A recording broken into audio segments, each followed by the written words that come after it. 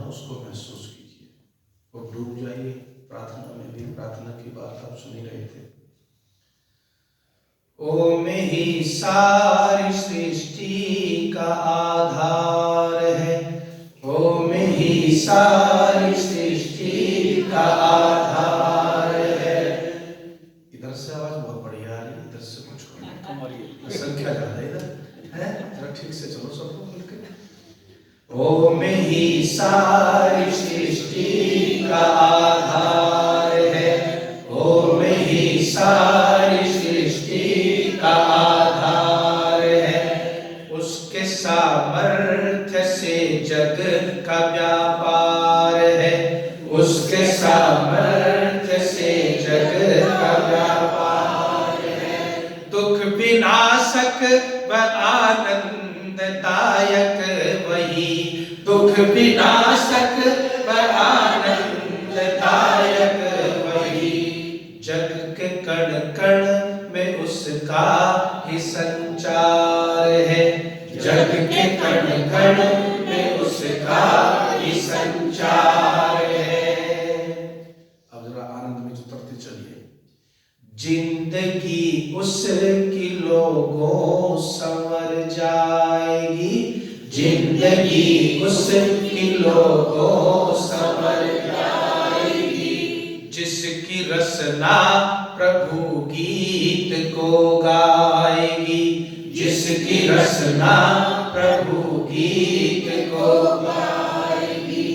उस दयालु को दिल से ही जो ध्याएगा, उस दयालु को दिल से ही जो ध्याएगा। पार नैया भंवर से उतर जाएगी, पार नैया भंवर से उतर जाएगी। मैं भटकता रहा झूठी आशा लिए, मैं भटकता रहा झूठी आशा लिए। और जलाता रहा आरती के दिए, और जलाता रहा आरती के दिए। पर मुझे क्या पता था मेरे देवता, पर मुझे क्या पता था मेरे देवता। तू तो आनंद घन मेरे दिल में रहे, तू तो आनंद घन मेरे दिल में रहे। अब जरा हाथ जोड़ करके आंखें बंद करके बुलाइए। मेरी जिंदगी की नौका की पतवार है, मेरी जिंदगी की नौका की पतवार है। हे प्रभु बस तू ही अब मेरा प्यार है, हे प्रभु बस तू ही अब मेरा प्यार है। तू है सच्चा सखा, सच्चा साथी मेरा, तू है सच्चा सखा, सच्चा साथी मेरा। ये मेरी जिंदगी तेरा उपहार है, ये मेरी जिंदगी तेरा उपहार है। और जरा समझते हुए बोलना जी।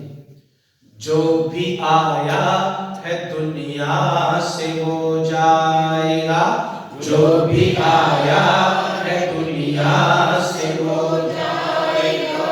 सब खजाने यहीं छोड़ कर जाएगा, सब खजाने यहीं छोड़ कर जाएगा।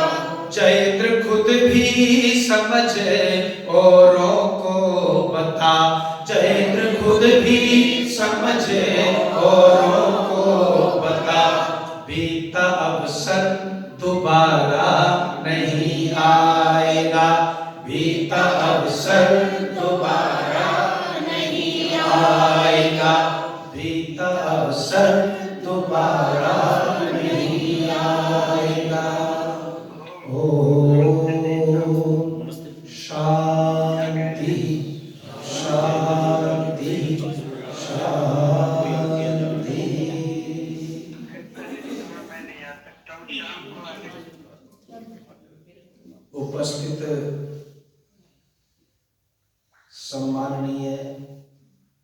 इस आर्य समाज सेक्टर 15 फरीदाबाद के प्रधान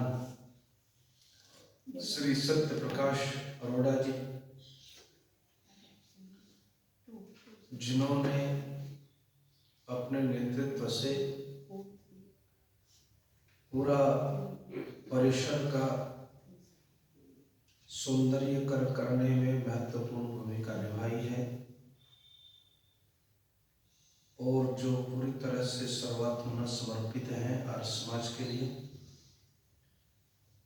आदरणीय श्रीमती सुषमा पदवा जी, आइए जो उपस्थित है। नहीं, वो मेडिकल ग्राउंड पर था, सर्जरी हुई उनकी। मंत्री है, उनको नमन करता और उनके स्वास्थ्य की कामना करता। सम्माननीय सुकीर्ति चावला जी कोषाध्यक्ष हैं, आपका अभिनंदन है। सम्माननीय प्रेमलता गुप्ता जी संयोजक केंद्रीय प्रचार समिति की, आपका माता जी अभिनंदन है। और जो इस कार्यक्रम का संयोजन कर रहे हैं उनका भी अभिनंदन है। मुझे भ्रातृवत अत्यंत प्रिय, बहुत ही उदार और बहुत ही सज्जन व्यक्ति जो फरीदाबाद का गौरव है, आदरणीय करमचंद शास्त्री जी, जिनके प्रभुत्व में यज्ञ किया है। आदरणीय संतोष शास्त्री जी, सम्माननीय बहन नर्मदा शर्मा जी, और जिनके बहुत गीत मीठे सुने आदरणीय श्री जितेंद्र शरण जी, उपस्थित भद्र पुरुषों, बंदरिया मातृशक्ति और प्रिय अमन कहाँ बैठा? देखिए, जितेंद्र जी ने अपने नाम के आगे सरल जो है वो लिखा है। उनके व्यक्तित्व में भी सरलता झलकती है। और मैं कहता हूं कि कोई व्यक्ति अगर सरल हो जाए तो जीवन सफल हो जाता है। सब उस सरलता की परिभाषा को थोड़ा सा समझते हुए आगे चलेंगे। हम सोचते हैं कि जो वैसे कपड़े पहन ले तो वो व्यक्ति बड़ा सीधा साधा सरल है, जिसके बाल भी यूं ही बिखरे रहे वो भी सीधा साधा सरल है। सरलता का मतलब बाहर से नहीं है, सरलता का मतलब बोलो अंदर बाहर दोनों से। तो ऋषि क्या कहता है, कृष्ण क्या कहते हैं जब वो तप की व्याख्या करते हैं, तो कहते हैं कि जिसके मन में, वचन में और कर्म में एक रूपता होती है वही व्यक्ति बोलो सरल होता है। और जिसके मन, वचन, कर्म में एक रूपता हो जाए तो फिर कुछ ऐसा बचता नहीं दुनिया में जिसको आप प्राप्त करना चाहते हैं। सब कुछ प्राप्त हो जाता है। आइए वो कहाँ से आती हैं चीजें, थोड़ा सा ध्यान से सुनेंगे। आपकी दृष्टि मेरे चेहरे पर रहनी चाहिए। बहुत सारे गीत नए लिखे हैं, पुस्तक छपने के लिए टेबल पर पड़ी हुई है ऑफिस में, उसको देख नहीं पा रहा। पिछले 2 महीने से टेबल पर ही है, उसको कागज जो जाता हूँ वो वहीं पड़े मिलते हैं। चेक लेके जो माता जी छपवाना चाह रही, वो चेक लेके पीछे पीछे घूम रही है कि पैसे मिलेगा, पैसे तभी लूंगा जब तैयार हो जाने दो। तो लगभग 60-70 गीत और नए आए पुरानी पुस्तक से, वो भी आपके बीच में आएंगे। उसमें ये गीत भी आएगा जो अभी आपने सुना है, क्योंकि पूरे देश में इस समय आना जाना होता है। एक नया गुरुकुल बन रहा है, उसकी बिल्डिंग का कार्य चल रहा है मुरादनगर में, और सब कार्य देखने में पड़ते हैं। गुरुकुल की भी अपनी व्यवस्थाएं बहुत बड़ी होती हैं। लेकिन इस समय एक प्रश्न जो है वो जितेंद्र जी ने छोड़ दिया आपके बीच में। ज्यादातर लोग जहां भी जाते हैं एक बात अवश्य पूछी जाती है, और बात यह है कि ये बताइए कि जब भगवान कर्मों का ही फल देता है तो फिर प्रार्थना काहे करें? ठंड में उठो, नहाओ, धो, संध्या करो जी क्यों करेंगे? जब परमात्मा आप सब जो भी मंच पर बैठता है वो यही बहुत बड़ा उसका एक रटा रटाया डायलॉग है कि जो करेगा वो सही सो करेगा। क्यों जी? करमचंद जी आपके तो नाम भी लिखा हुआ करमचंद, तो ये बात बिल्कुल सही है कि नहीं? आप मानते इस बात को कि नहीं मानते? पहले बताओ। जो जैसा कर्म करेगा उसको वैसा फल बोलो भोगना ही पड़ेगा। फिर प्रश्न, ये शुभकामनाएं किस लिए? फिर ये आशीर्वाद की परंपरा क्यों? फिर किस लिए फूल बरसवाते हो आप? ब्रह्मा से बदल देगा क्या आपके कर्मों को? बड़ी समस्या पूछी। प्रश्न में अभी मैं गया था कहीं, वहां पर पूछ लिया महिला ने, उसके बेटे ने। कहते हैं आचार्य जी फिर किस लिए? यदि आपके आशीर्वाद में कुछ बदलने की ताकत नहीं तो फिर क्यों आशीर्वाद देते हो? आपकी प्रार्थना जो है उनसे मेरे जीवन में कुछ बदलने की ताकत नहीं तो फिर प्रार्थना क्यों करते हो? जब कर्मों का ही फल मिलता है तो फिर प्रार्थना करनी बोलो क्यों आवश्यक है? बहुत बढ़िया बात कही आपके सामने जितेंद्र जी ने कि पुरुषार्थ के साथ जो है वो प्रार्थना करनी चाहिए। इसमें तो यहाँ तक लिखा है कि पहले पुरुषार्थ करें फिर प्रार्थना करें। लेकिन जब प्रार्थना की बात आती है तो बहुत सारा हमारे जीवन में कंफ्यूजन है, बहुत सारा संशय है और बहुत सारी बातों को स्पष्ट रूप से हम आज तक समझ नहीं पाए हैं। मैं निश्चित रूप से एक बात आपके सामने कहना चाहता हूँ। उपदेश मंजरी अगर आपके पास हो तो उसमें पुनः प्रवचनों को पढ़ना। पुस्तकें तो सबके घर में है, लेकिन पढ़ने का कष्ट क्यों कौन करे साहब? अब तो सब व्हाट्सएप यूनिवर्सिटी के छात्र हैं या बच्चा कुछ टाइम टीवी के सामने बीत जाता है और उन लोगों की बकवास सुनते हैं जिनका काम ही बोलो झूठ बोलने का है सुबह से शाम तक। जो जीवित व्यक्ति को भी ऐसे ऐसे पत्रकार हैं मृत घोषित कर देते हैं चिट्ठियां के है। क्या कुछ नहीं होता उस बहस में। नेताओं की बहस सुनने का समय है, लेकिन उपदेश मंजरी बोलो सही करो मत बोला करो है, पढ़ने का समय नहीं साहब। क्यों नहीं है समय? क्योंकि उपदेश मंजरी में थोड़ी सी बुद्धि लगानी पड़ती है, थोड़ा चिंतन करना पड़ता है, थोड़ा मनन करना पड़ता है। और करिश्मा देखिए आप साहब है। एक जगह पंडाल में माताओं ये लगा हुआ था कि अपनी बुद्धि को सत्संग देखो कैसे कैसे होते हैं, उनको भी लोग सत्संग कहते हैं जी कि सत्संग हो रहा है जी है। तो अपनी बुद्धि को बाहर छोड़ करके अंदर पंडाल में आओ।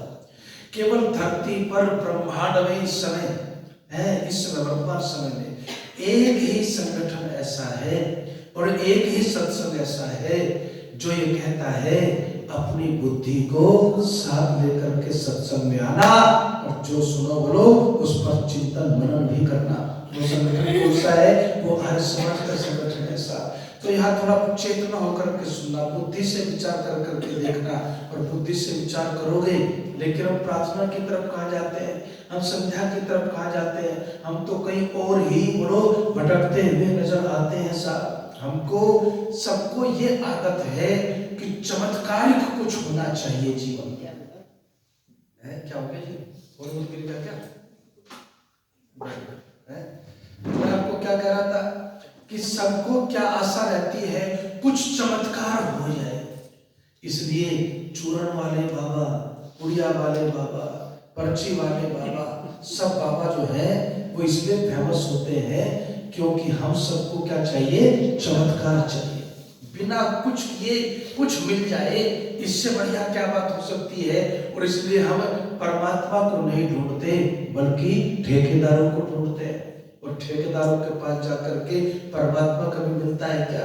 खैर इसको समझाएंगे, लेकिन अभी समय क्योंकि थोड़ा सा है तो ऋषि ने 7 बातें कही हैं, उसमें से 1-2 की चर्चा इस समय सत्र में करूंगा कि प्रार्थना करने के 7 लाभ हैं। सीधे सीधे उन्होंने कहा प्रार्थना करने के 7 लाभ हैं और 7 लाभ में सबसे पहला लाभ वो क्या कहते हैं कि सबसे पहला लाभ है मन में उत्साह भर जाता है। क्या भर जाता है बोलो? मन में उत्साह भर जाता है। मैं आपको लिख के दे सकता हूँ, इससे बड़ा वरदान दुनिया में बोलो आपको कुछ नहीं मिल सकता कि आपके मन में जो है वो उत्साह भर जाए। देखिए एक बात मैं जरूर आपसे कहना चाहता हूँ, मैं जब आता हूँ ना सत्संग भवन में तो अपने टेलीफोन का गला सबसे पहले घोंटता हूँ। इसलिए घोंटता हूँ क्योंकि तो इसका तो काम है, इसमें कोई बोझ नहीं निकलता, फटाफट बजता है। और इसलिए और एक और बीमारी इस समय चल रही है कि टेलीफोन को हम 6 मिनट में डालो, पर्स में डालो आधे घंटे के लिए। क्यों? क्योंकि बार बार हम उसको देखते हैं और थोड़े सोचते हैं कहीं प्रधानमंत्री का फोन ना आ गया हो, मिस हो जाए कहीं, है? उसको छोड़ दो भाई, थोड़ी देर तो सत्संग के होकर के बैठिए, उसको साइलेंट कीजिए, घंटे बीच में बजनी नहीं चाहिए, और उसको देखना नहीं है। देखना किसको है? सिर्फ मुझे देखना है। तो मैं आपको ये कह रहा था, इससे बड़ा वरदान दुनिया के अंदर आपको कोई और नहीं मिल सकता, जो प्रार्थना करने से ही मिलता है, और बिना प्रार्थना के किसी को बोलो आज तक मिलता नहीं। साहब क्यों? आपके मन में अगर उत्साह है तो फिर जो भी कार्य आप करते हैं उसमें 100% आपको बोलो सफलता मिल सकती है। आपके मन में अगर उत्साह है तो फिर आप कभी भी पराजित नहीं होते, असफल होकर के भी बोलो असफल नहीं होते, सफलता का रास्ता जीवन के अंदर खोज लेते हैं। लेकिन जिनके मन में उत्साह खत्म हो गया, अच्छा दिल पर हाथ रख करके बताना जी, ये जो डिप्रेशन की बीमारी है ये क्या है? मन हार गया साहब, और मन के हारे हार है, बोलो मन के जीते जीते। और एक बात आज इसको जाके अपनी डायरी में लिखना कि आचार्य जी ने ये बात कही थी, और ये बात मुझे रोज पढ़नी है। अपनी डायरी में एक लाइन तो पढ़ ही सकते हो ना। क्या? ये दुनिया आपको जीतने नहीं देना चाहती, ये दुनिया आपको आगे बढ़ने नहीं देना चाहती। ये दुनिया क्या चाहती है? आपको हर कदम पर अवरोध खड़ा करके गिराना चाहती है साहब, आपको पीछे खींचना चाहती है। केवल माता पिता और गुरु को छोड़ दीजिए। आजकल तो माता पिता का भी हाल खराब है, वही छोड़ छोड़ करके भाग रहे अपने बच्चों को। भी कमाल ही हो गया, कैसा वातावरण हो गया। माँ जो है वो छोड़ छोड़ करके निकल रही है। ये बड़ी विचित्र स्थितियां इस समय विषाक्त जो है वो भारतवर्ष की पूरी दुनिया की समय हो गई है। लेकिन फिर भी परसेंटेज के हिसाब से आप ये बात कह सकते हैं कि माता पिता और गुरु ये तीन ही लोग ऐसे हैं जो अपने संतान को, अपने शिष्यों को अपने से आगे बढ़ता हुआ वही देखना चाहते हैं। बाकी सब जो है आपको क्या करते हैं? आपकी टांगे पे लटक जाएंगे, चाहे वो भाई हो, चाहे बहनें हो, चाहे कहीं भी हो। ईर्ष्या इतनी भयंकर जो है वो पैदा हो जाती है इंसान के अंदर कि ईर्ष्या में इंसान अंधा हो जाता है। सब जगह कंपटीशन है, प्रतिस्पर्धाएं हैं, लेकिन इन तीन रिश्तों को छोड़ दें तो फिर सारी दुनिया जो मित्र बन करके आता है ना।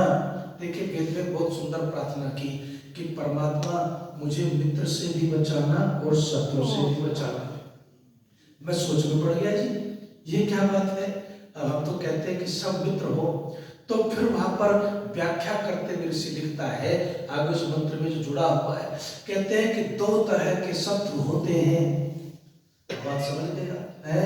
एक शत्रु तो होता है जो सामने से आपका शत्रु है, और एक शत्रु वो होता है जो मित्र बनकर के शत्रु के रूप में कार्य करता है। और उसको क्या कहते हैं? विषकुंभम पयोमुखम है, जो है परोक्षे कार्य हंतारम प्रत्यक्षे प्रियवादिना।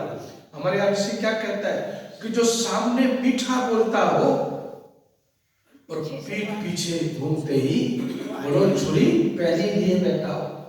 ऐसा जो मित्र होता है वो कैसा होता है कि जैसे भरा हुआ विष का घड़ा और उसके ऊपर थोड़ा सा अमृत लगा दिया हो, तो कैसे ऐसे मित्र को जीवन के अंदर बोलो तुरंत ही छोड़ देना चाहिए। जिस क्षण पता चले उसी क्षण पता चलना चाहिए।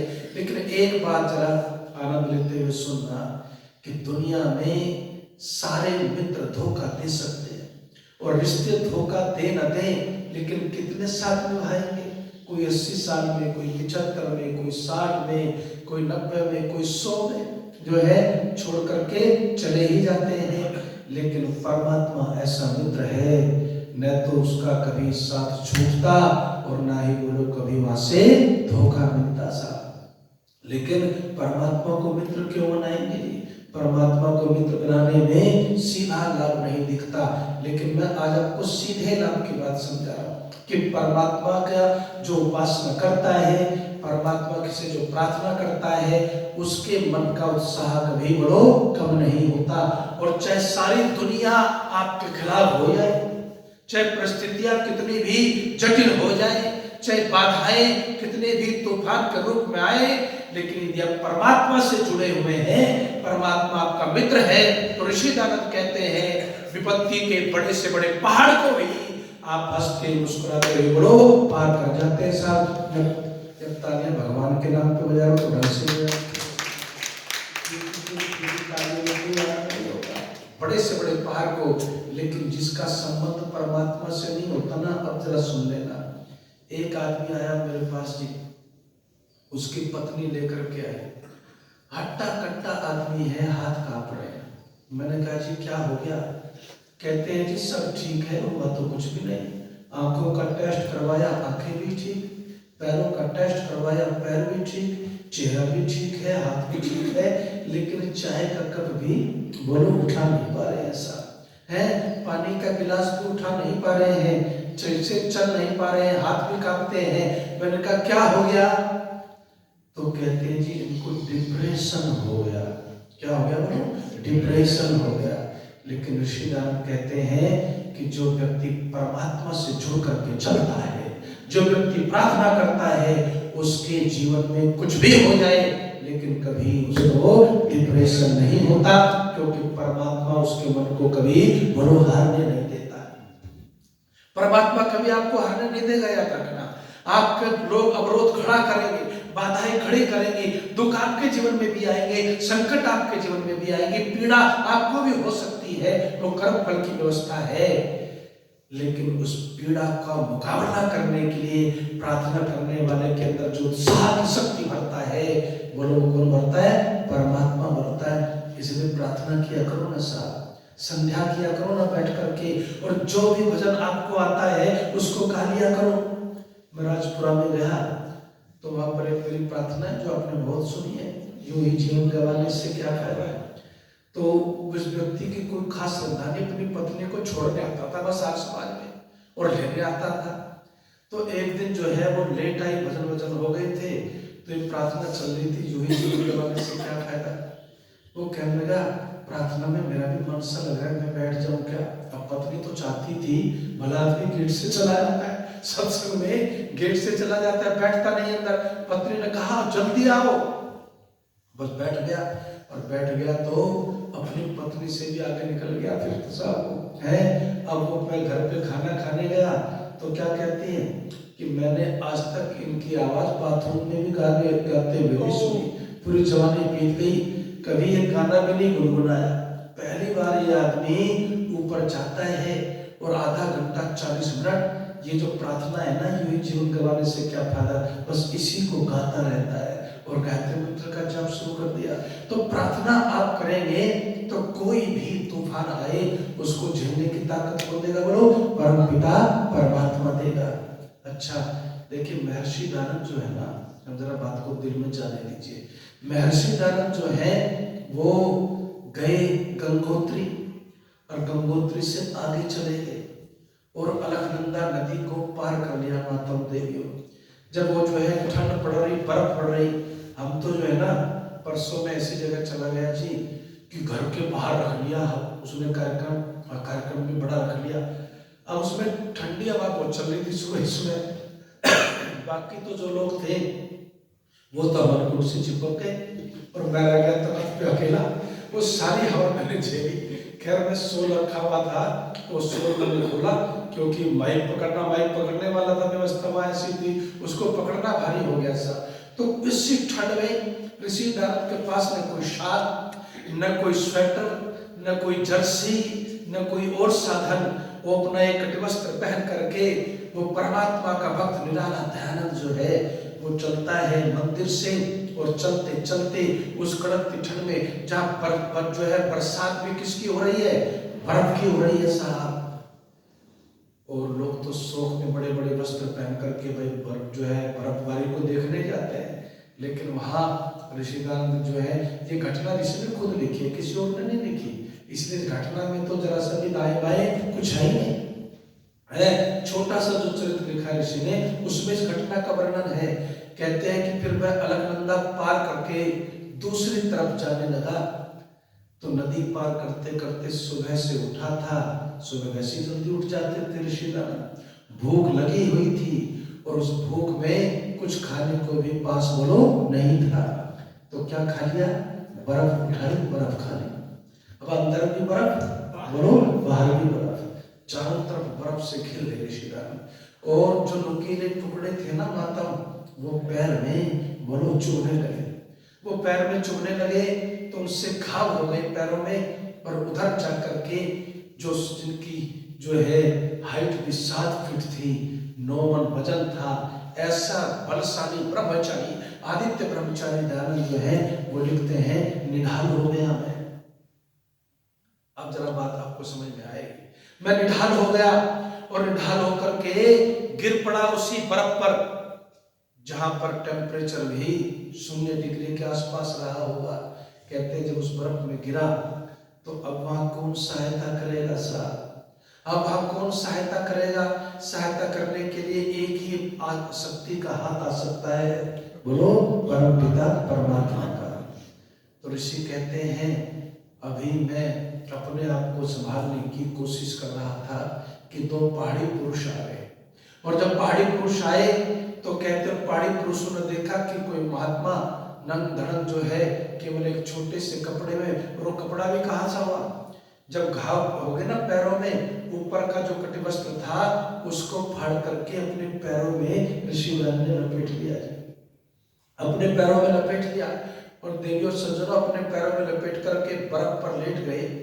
जब पहाड़ी पुरुष आते हैं तो पहाड़ी पुरुषों ने कहा, देखा कि एक आदमी बर्फ में पड़ा हुआ है।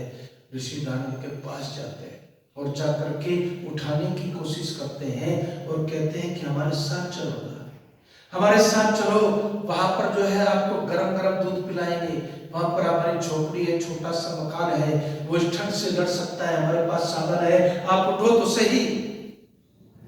ऋषिदान लिखते हैं वो उठाते हैं, मेरे से उठा नहीं जाता। वो सहारा देने के बाद भी मेरे पैरों में दम न रहा कि मैं खड़ा हो जाऊं।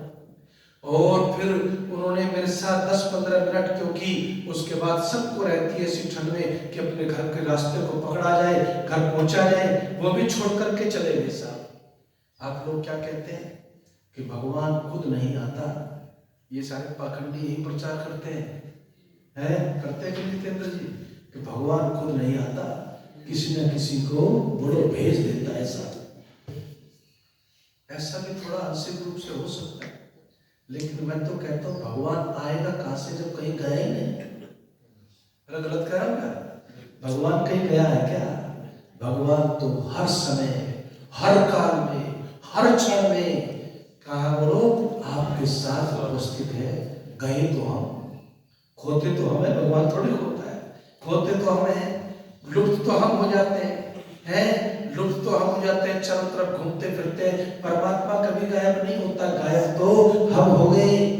इस दुनिया की भीड़ में न हम परमात्मा को याद रख पाते, न बोलो अपने आप को याद रख पाते साहब। हम तो सब के सब इन विषयों की आंधी में उड़ जाते हैं तिनके की तरह से।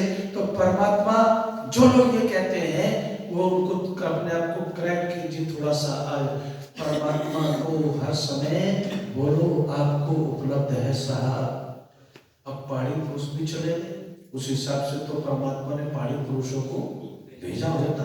गलत कह रहा हूं है, पहाड़ी पुरुषों को भेजा होता, लेकिन पुरुष तो चले गए ना, पुरुष भी चले गए। अब साथ करती उस हवा के बीच में इसको प्रार्थना कहते हैं। जिस दिन ये प्रार्थना करनी सीख जाओगे ना, उस दिन डिप्रेशन उसका भी दूर हो जाएगा। जिसके पास जाकर के प्रार्थना करने वाला ईश्वर का भक्त जाकर के बैठ जाता है। ध्यान रखना, ऐसा उत्साह लगता है परमात्मा आपके मन में, चाहे कितने भी आप एकाकी हो जाए, चाहे आपके बच्चे ही क्यों ना आपका तिरस्कार कर दे, चाहे कितना भी अपमान आपका हो जाए, लेकिन फिर भी आपके चेहरे की मुस्कुराहट बोलो सही कोई छीन नहीं सकता, क्योंकि परमात्मा आपको कभी गिरने नहीं देता, परमात्मा तो उठाता है। इसलिए ऋषि कहते हैं कि मन में उत्साह भर गया, और क्या चाहिए वरदान तुम्हें? तब ऋषि लिखता है पहाड़ी पुरुष भी चले गए, सन्नाटा और बढ़ गया, और किसी और सहायता की उम्मीद करना बोलो वहां पर उचित भी नहीं था, संभव भी बोलो नहीं था। अब कौन आया बोलो तो सही, अब किसने सहायता कर दी? तब ऋषि कहते हैं मैंने प्रार्थना की, क्या प्रार्थना की? ऐसे की जाती है प्रार्थना।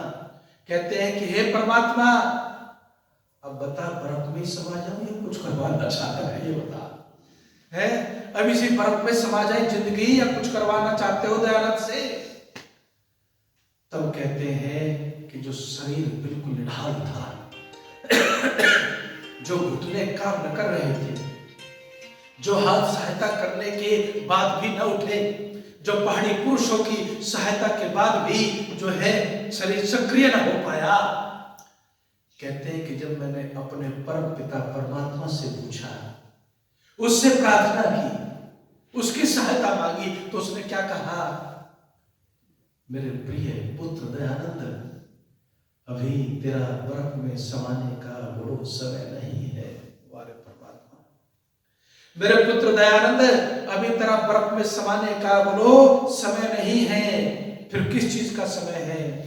कहते हैं अभी तो तुम्हारा जो है ना संसार के लिए बहुत काम करना बाकी बचा हुआ है साहब। और तब दयानंद कहते हैं कि फिर ऊर्जा आ गई मन में, फिर उत्साह की ज्योति जल गई साहब। और उस उत्साह की ज्योति जली तो कैसे? उत्साह की ज्योति के जलते ही कहते हैं कि मैं फिर खड़ा हुआ।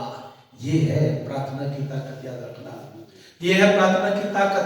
कहते हैं मैं फिर खड़ा हुआ, और फिर खड़ा होकर के फिर वापिस अलकनंदा पार की, और अलकनंदा पार करके फिर वापिस उस मंदिर में पहुंचा है। कौन सा? बद्रीनाथ का कौन सा मंदिर था वहां पर?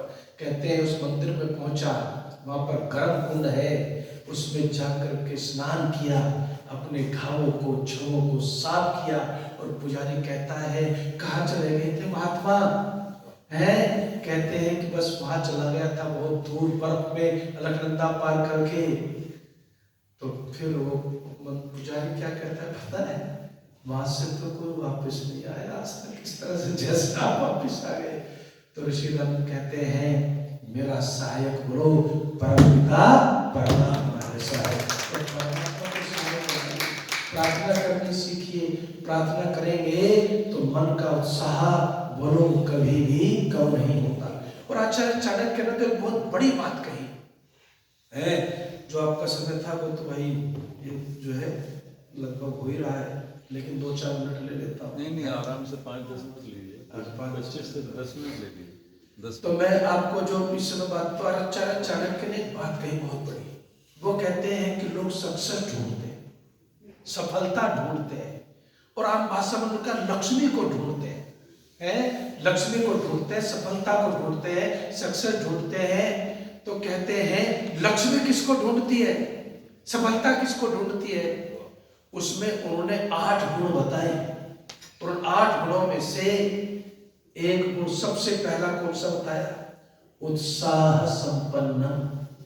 जिसके मन में उत्साह होता है, सफलता भी और लक्ष्मी भी वो दोनों उसको ढूंढती है। इसलिए मैं कहता हूं जीवन भी चमकेगा, आत्मिक उन्नति भी होगी, शारीरिक उन्नति भी होगी, भौतिक उन्नति भी होगी, और एक प्रार्थना करने से हो जाएगा सब। लेकिन प्रार्थना का नंबर ले लो, संध्या का नाम ले लो तो बुखार चढ़ जाता है सर है। अरे भाई आचार्य जी, बस ये संध्या वाली बात मत कहा करो, बाकी सब ठीक है। हवन वाली बात मत कहा करो, बाकी सब ठीक है। अरे नहीं भाई, प्रार्थना तो करनी पड़ेगी, अन्यथा झेल नहीं पाओगे दुनिया के तूफान। बड़े बड़े लोगों को मैं देखता हूं, बड़े बड़े लोग, आप सोचते हैं कि धन से डिप्रेशन टल जाएगा? बड़े बड़े धनी मानी, अरबों खरबों की संपत्ति है, मॉल चल रहे हैं, डिप्रेशन में पड़े हुए हैं, क्योंकि दुनिया को सब कुछ समझ लिया और परमात्मा से नाता बोलो तोड़ लिया।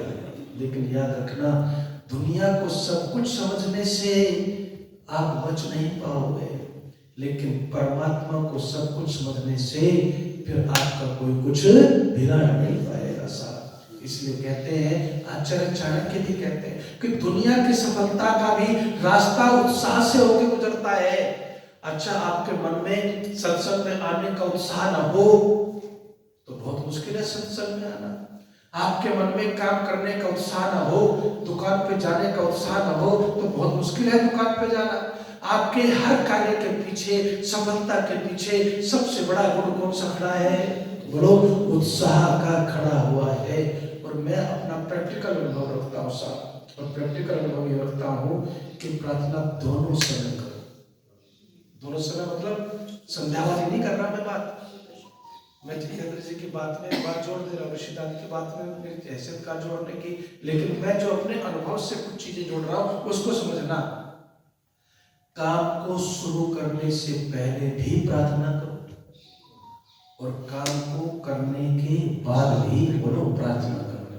फिर देखना करिश्मा, क्योंकि जब तुम कार्य आरंभ करते हो ना, उसमें कार्य को करने के लिए भी क्या चाहिए? बोलो, उत्साह चाहिए।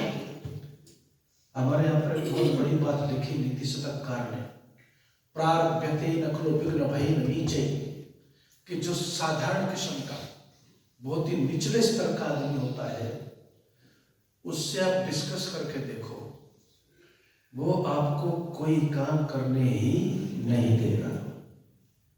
और यदि हम उस स्तर पे हैं तो हम भी कोई काम करेंगे ही नहीं।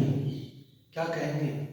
अरे इसमें तो इतनी अड़चन आएगी, स्टेज इधर से उधर बनाओगे तो कितना पैसा लगेगा, कहाँ से पैसा आएगा, कैसे होगा, बहुत बड़ी समस्या खड़ी कर देता आदमी साहब है। और हमारे अपने जीवन में भी यदि हमारा स्तर सामान्य है तो हम क्या सोचते रह जाते हैं, इस काम को कैसे करें, कैसे। कितने लोगों को मैं देखता हूँ, मैं अभी पिछले सप्ताह एक मंत्र पर बोल रहा था, स्वयं बाजी तन्वम कल्पयस्व। एक योगी जी हमारे वानप्रस्थ आश्रम में आए, वो कहते हैं आचार्य जी किसी पे असर पढ़ाओ न पढ़ाओ भाई, मैं तो उछला उछला फिर रहा हूँ। इस मंत्र की व्याख्या कहते मैंने ऐसी पहली बार सुनी, और उस कहते हैं कि अब लगता है कि जीवन में मैंने यूं ही अपना समय गंवा दिया।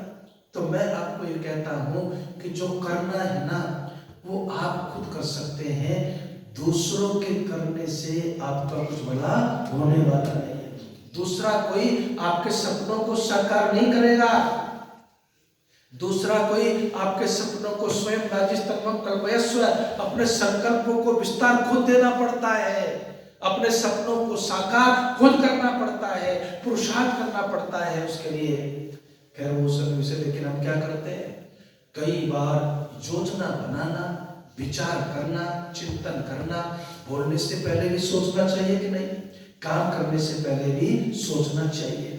लेकिन बहुत सारे ऐसे लोग हैं जो सोचते ही रह जाते हैं, करते वो लोग कुछ भी नहीं। और अगर कोई करना भी चाहे ना तो उसके लिए भी बोलो सही है, कर ही नहीं पाते साहब। उसमें भी ऐसे ऐसे सुझाव दे देंगे कि आदमी के घुटनों में पानी उतार देंगे 5 मिनट में। जो करना चाहे वो भी बेचारा डिप्रेशन में जाएगा। लेकिन जब आप कार्य करते हैं, और बहुत सारे लोग कैसे होते हैं कि विघ्न आते हैं तो हिम्मत हार जाते हैं, विघ्न आते हैं तो बड़ो हिम्मत हार जाते हैं। विघ्न भाई ना, चाहे साधारण व्यक्ति निचले स्तर का तो शुरू ही नहीं करता, वो तो पहले ही सोच सोच के परेशान हो जाता है कि इसमें तो कितनी बाधाएं आएंगी, और दूसरे श्रेणी का शुरू कर भी लेता है, जरा सी अड़चन आई तो हाथ जोड़ के भाग लेता है, भाग खड़ा होता है मैदान छोड़ करके। और तीसरी बात क्या है, प्रारब्ध विघ्न विहिता विरमति मध्याः विघ्नैः पुनः पुनरपि प्रतिहन्यमानाः, कहते हैं। लेकिन जो उत्तम श्रेणी का व्यक्ति होता है, विघ्नों के बार बार आने पर भी जो कार्य प्रारंभ किया उसको बोलो कभी बीच में छोड़ता नहीं है साहब, उसको पूरा करके ले जाता है। लेकिन वो उत्तम श्रेणी का व्यक्ति जो है ना, कौन होता है, जो बोलो परमात्मा को अपना मित्र बना करके प्रार्थना के माध्यम से चलता है। और फिर कितने भी बाधाएं आ जाए, कितने भी विघ्न हो, लेकिन आप उसको रोक बोलो नहीं सकते। तो मैं आपको ये बात सिर्फ छोटे से सत्र में 40 मिनट की एक बात आपको समझाना चाह रहा हूँ कि जीवन में थोड़ा वक्त प्रार्थना के लिए बोलो निकाल लिया करो। और यदि आपको संध्या भी नहीं आ रही ना, तो आपको गायत्री मंत्र आता है, आपको ओम का उच्चारण आता है, आपको बहुत सारे भजन आते हैं, आपको बहुत सारी कविताएं आती है। स्तुति का मतलब यही है। देखिए, पंडित बुद्धदेव विद्यालंकार से कभी पूछा गया था, हो सकता है शाम को इसको विस्तार दूं, ये एक बात बताइए, संध्या संस्कृत में ही हो सकती है और किसी भाषा में भी हो सकती है? बड़ा टेढ़ा प्रश्न है। तो स्वामी जी ने क्या कहा कि ये जो संस्कृत वाली संध्या है, ये सबसे श्रेष्ठ संकलन है वर्तमान युग का। इसे करो तो इससे उत्तम कुछ भी नहीं। लेकिन ऐसा नहीं है कि परमात्मा को अंग्रेजी समझ में नहीं आती, ऐसा नहीं कि परमात्मा को फ्रेंच समझ में नहीं आती, ऐसा नहीं कि परमात्मा को जर्मन समझ में नहीं आती, ऐसा नहीं कि परमात्मा को पंजाबी समझ में नहीं आती। परमात्मा को सब समझ में आता है। और भाषा की बात तो छोड़ो, परमात्मा तो तुम्हारे मन के भाव को भी जान लेता है साहब। तो परमात्मा के लिए भाषा का महत्व ज्यादा नहीं है, परमात्मा के लिए महत्व है आपके अंदर के शुद्ध भाव का, आपके अंदर की ऑनेस्टी का, आपके अंदर की सच्चाई का। तो समय की मर्यादा है भाई, उसका मैं कभी अतिक्रमण नहीं करता। तो मैं आप सबसे यही कहना चाहता हूँ, जीवन खिलखिलाता रहेगा, चेहरा मुस्कुराता रहेगा, बाधाएं आपको चिंतित न कर पाएंगी, मन आपका कभी हारेगा नहीं। और जिसका मन नहीं हारता वो कभी जीवन में हारता नहीं है। और वो मन उसका नहीं हारता जो परमात्मा का मित्र बन जाता है, परमात्मा को अपना मित्र बना लेता है और सच्चे मन से वो लोग प्रार्थना करता है। इन्हीं शब्दों के साथ